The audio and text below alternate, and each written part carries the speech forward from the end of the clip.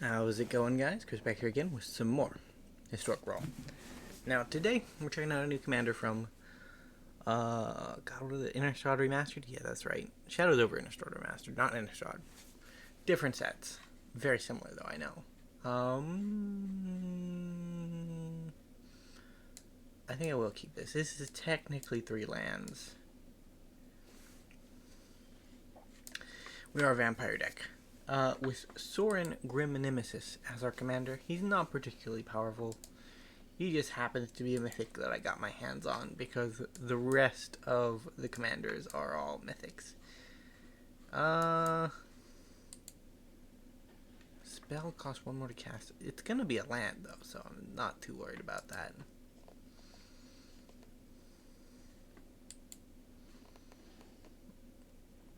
Yeah, so we're the black-white variant of vampires, which is the most popular variant, I think.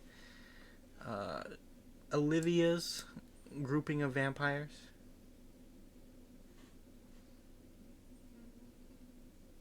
Oh, so it's just because I drew it this turn, okay.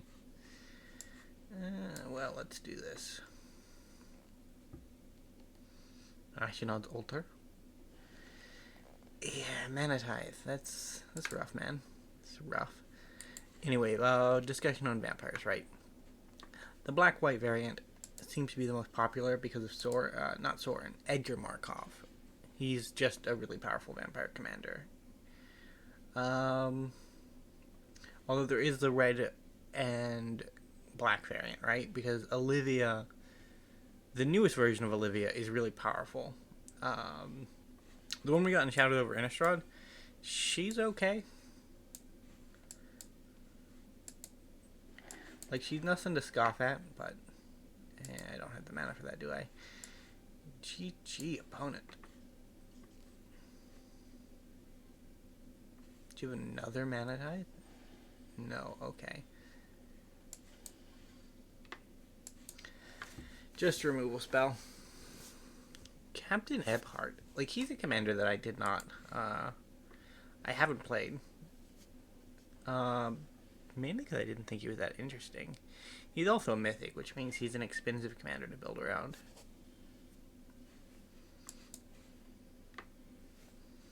What is the last removal spell in our opponent's hand?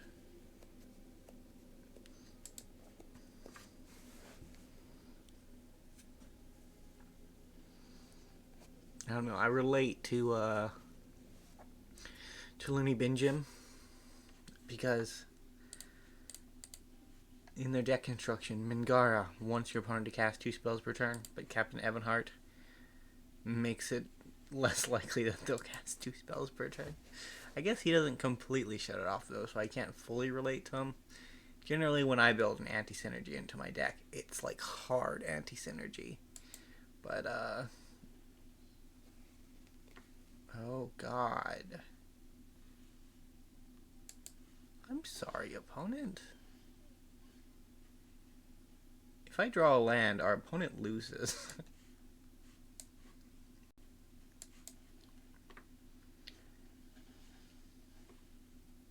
So let's just work on drawing a land.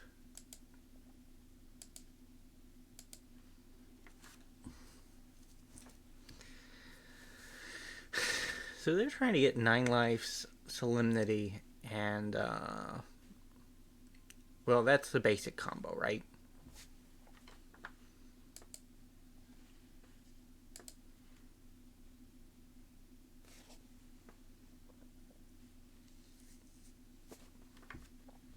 But if you want to take the combo the extra step, what you really need is Avacyn. Hello, opponent. Have you considered losing the game?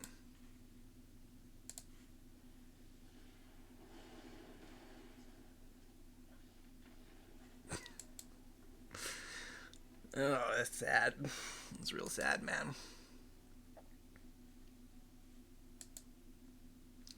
It's weird, though, because generally when I build a deck,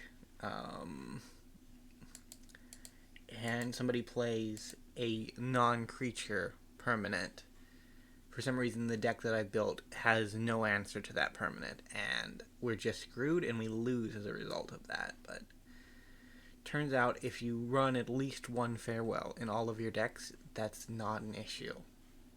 Until you run into a Planeswalker, in which case it still very much is an issue. But Black has good ways of getting rid of Planeswalkers, right? Like, we're good on that front. Guardian of Faith is the only non-vampire in the deck, I think. Mainly because I was looking at, what do you call them? Ways to protect creatures in black and white, and Teferi protection, #1 entry. Easy life, easy choice. And then I just really did not find many other options. It was a bit concerning. I don't want to die to Chatterfang Poison, because that would be sad. Traitor Ghet.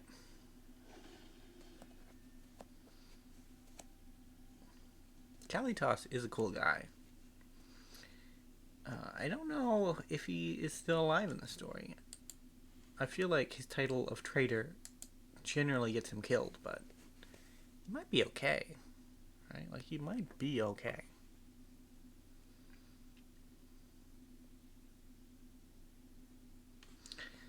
Fortunately, Drana cannot reanimate him because he's legendary.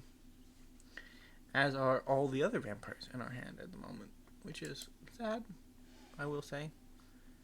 It's not my my most favorite current condition possible. Dude, I miss the interactive maps. It's probably annoying on video end because of all the clicking, which I don't know how much or how well you hear, but there appears to be a cat somewhere. Dude, that rose is cool. I don't remember her having a rose, but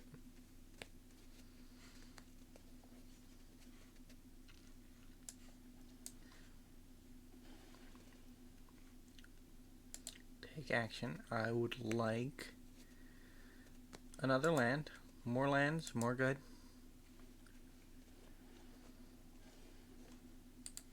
My Elena is going to make 2 tokens. You love to see it, honestly.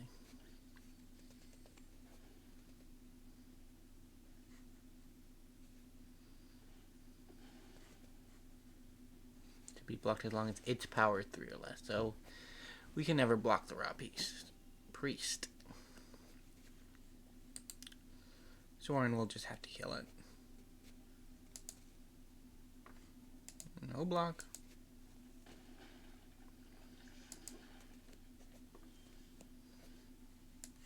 Hey, Wanderer does a better job of that.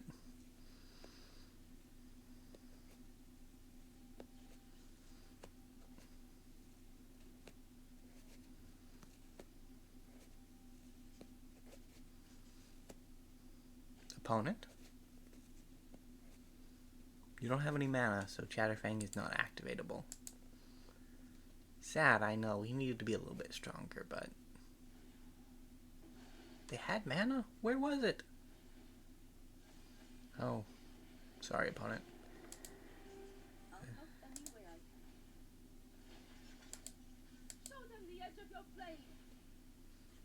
What was that voice line made?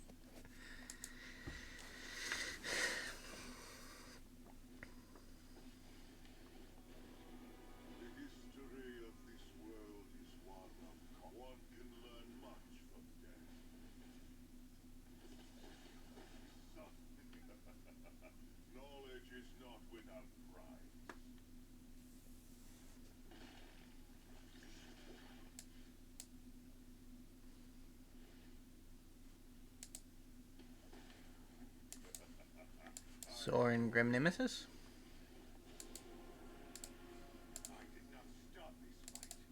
-2.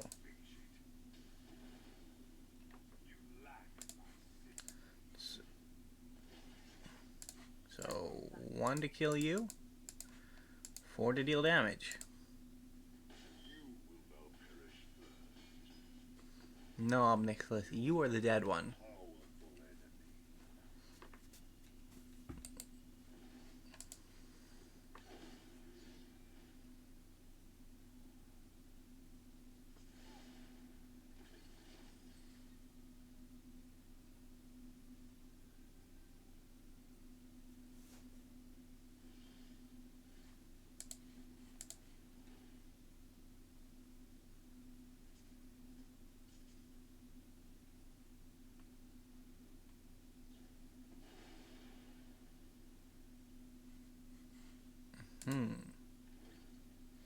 Rude.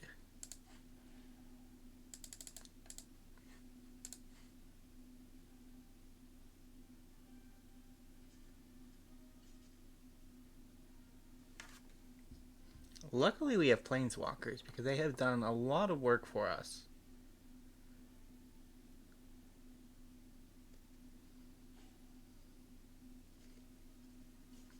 So I think we can blood money into Astarion if we attack.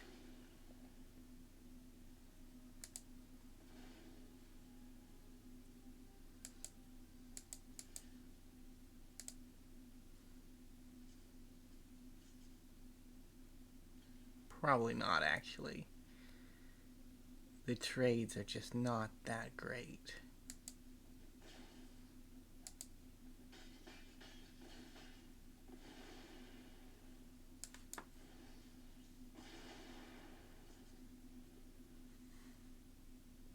Non-token. Wow, did not know that clause existed.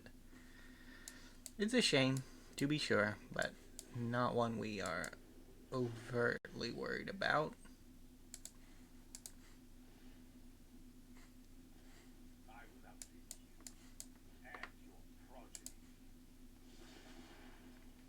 Let's get rid of that.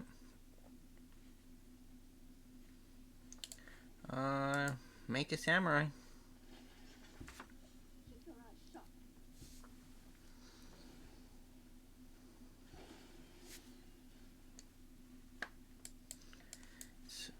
Draw a card.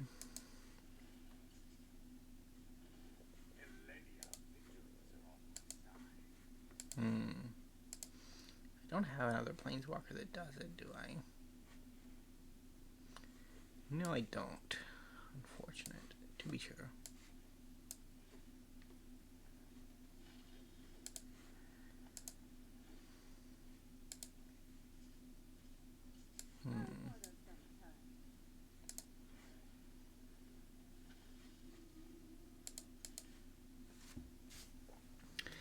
Shatterfang gets eaten. Traded. You gain life equal to the amount of life gained. Target opponents. The amount of life they lost this turn. So they lost 5.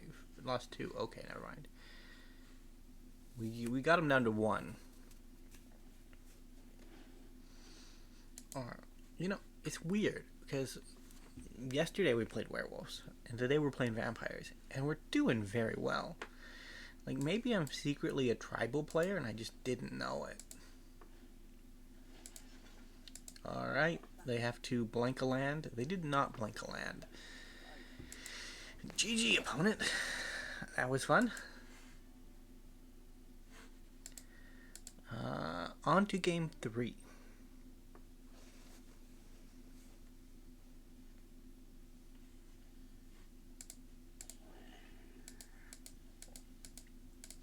Yeah, my luck at pulling pulling commanders from the new Shadows over Innistrad Remastered is not great.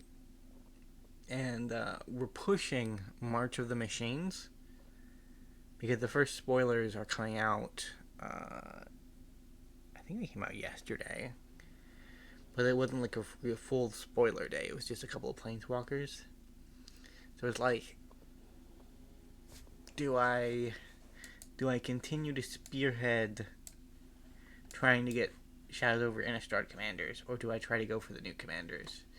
Because people will undoubtedly be more interested in the new commanders than the commanders from Shadow over Innistrad, because these guys are all old guys, right? Like, the Sorin the Nemesis came out in, like, what? Oh god, that is a tested memory I don't have access to.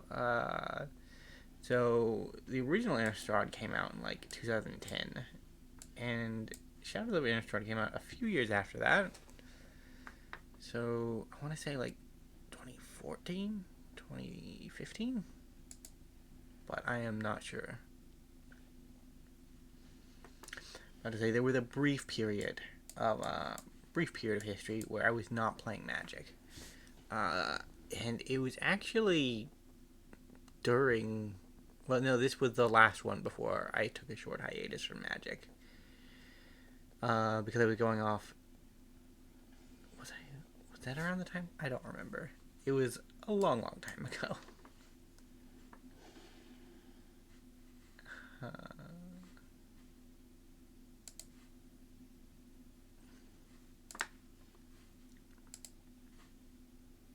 First strike, not double strike.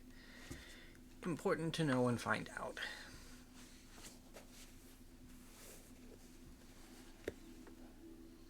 So they're a Helene and Elend partner pairing with werewolves.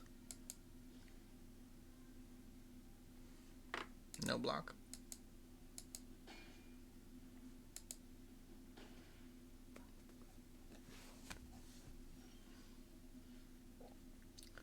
I was hoping for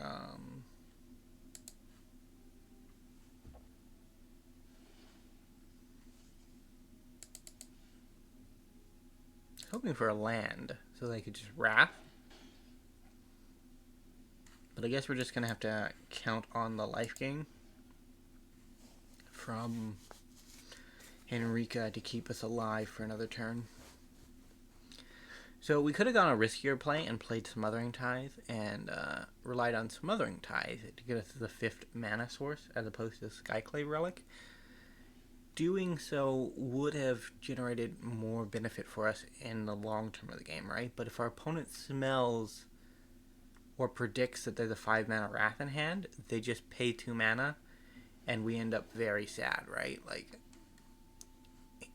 based off the current composition of their turn, they would have just done it anyways.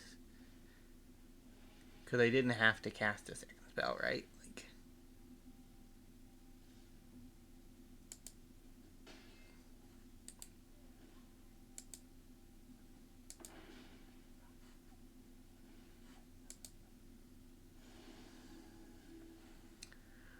okay.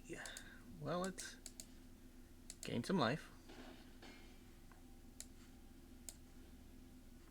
Remove some creatures.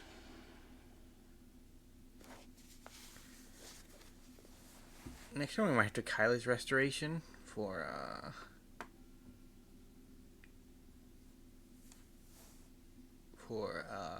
Way to Survive, which is basically 5 mana Collected Company, which is probably not going to work out too well, even though it's technically better than Collected Company and raw amount of cards it sees.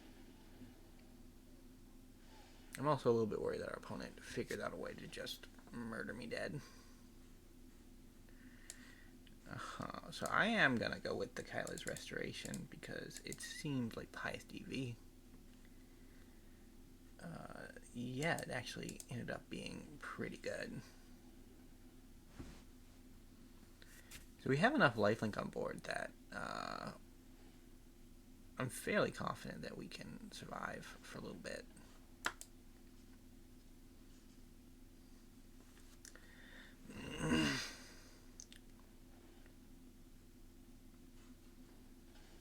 Three lands this turn, so those lands are gone.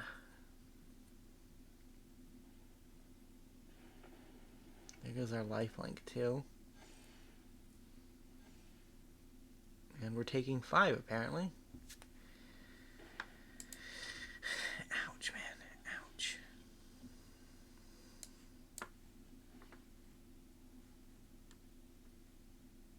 It could be good, but I probably just need to risk it for the proverbial biscuit. I think we're just dead anyways.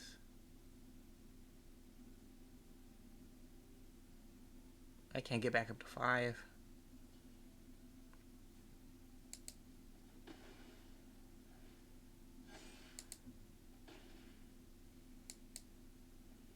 So all they have to do to win is to attack with Liberator and not Helene.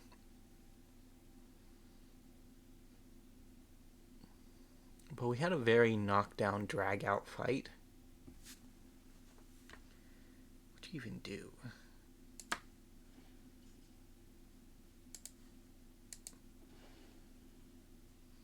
Does this do anything? No, not really.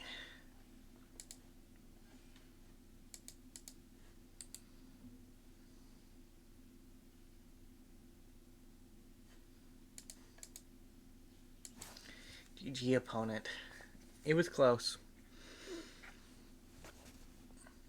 Well, that's just bad manners, mate.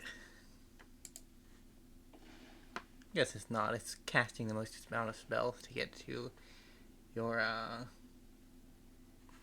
quest as quickly as possible. So that was our 3 games.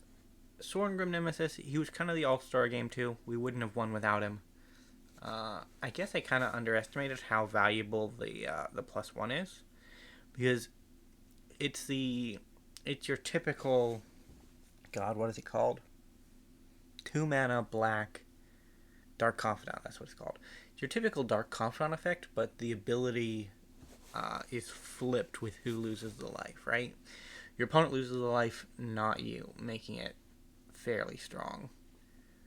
And I bet that the -9 is pretty good too, but we never gonna get there. Either way, thank you guys so much for watching. If you did enjoy, remember to leave a like, subscribe to the channel, and I will see you in the next video.